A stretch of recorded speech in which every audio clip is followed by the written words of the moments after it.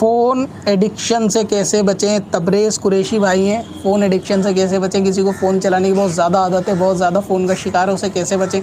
तो भाई दिल्ली में आ जाएँ एक दफ़ा, कहीं लैंडमार्क मैं आपको बता दूँगा, वहाँ आ जाएँ, अपना फ़ोन मेरे को जमा करा दें, उसके बाद फ़ोन से आप बच जाएँगे।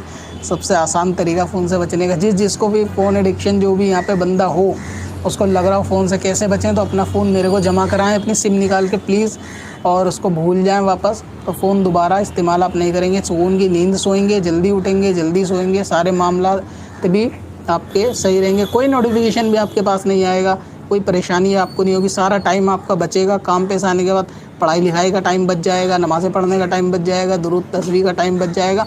सिंपल है, पन्नी में डालें मोबाइल, सिम निकाल के और मेरे पास जमा करा दें। लर्न फास्ट इस ऑप्शन के जरिए आप इल्म दीन फास्ट वे में सीख सकते हैं। इस फीचर में ईमेल पर पूछे गए लोगों के सवाल जवाब को ऐड किया जाता है।